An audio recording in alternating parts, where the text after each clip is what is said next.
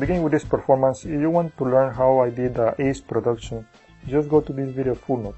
I already have a tutorial for that. So to control the 4 aces all the way on top, you have to be careful not to use more than 4 cards, because that's gonna cause a lot of friction when you wanna try to pull them out. I'm gonna give you an example using only 1 card. Now, don't do this move with 1 card because it makes no sense, because you still have to do a swing cut.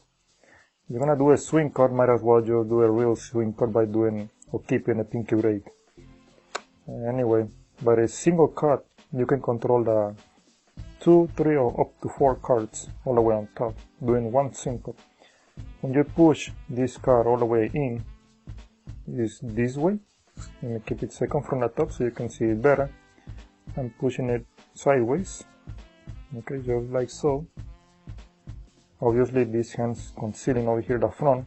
You push with a thumb so there is no corner showing up, and you have to square this card sideways, okay?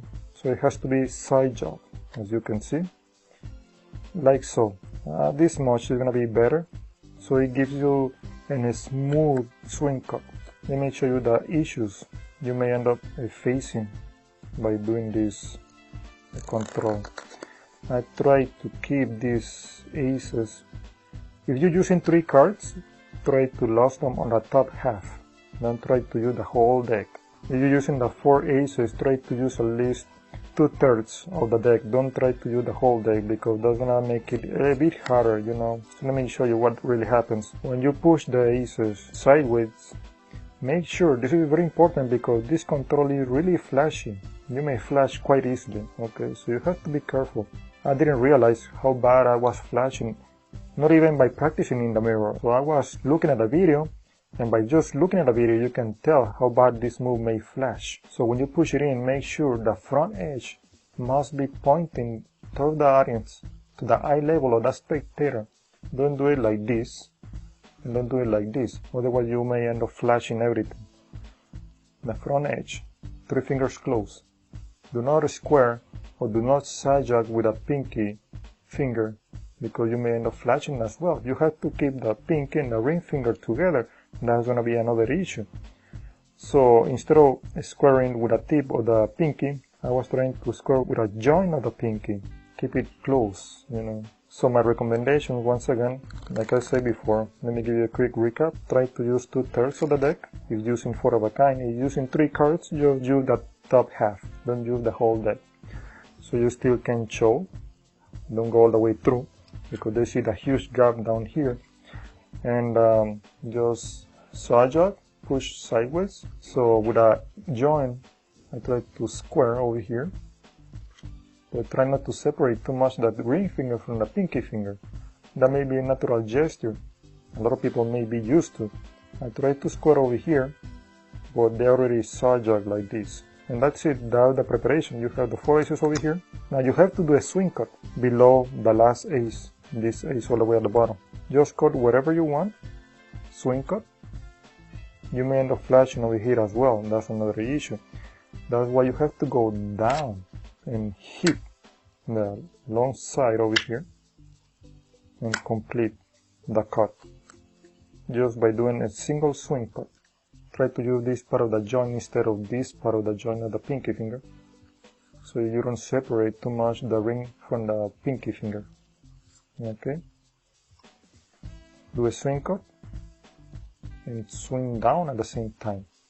You can use the index finger over here to cover the excessive view. And you have to do a large swing cut, because don't try to use the thumb across. Try to use the thumb over here on this corner, not over here.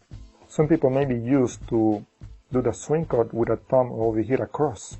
So instead of over here, put it over here, so you don't cause more friction over here. Now the second issue I was practicing before is by keeping this card side jog like this, and then do the swing cut. The problem, you can go straight up to the swing cut in this condition, but the swing cut doesn't look as smooth. It looks a little stiff. You can notice a little minor struggle by not doing full alignment, the side jack process.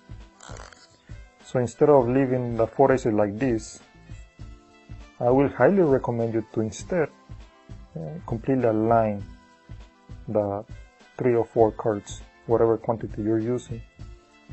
And then from here, that's gonna give you a more smooth swing cut, so you don't struggle a lot. To cover this discrepancy, you have to go down and like this. Okay, don't overshow this side, try to show more towards the front. And do not overspeed, do not rush. Just do a natural swing. Let me show you. Side, square.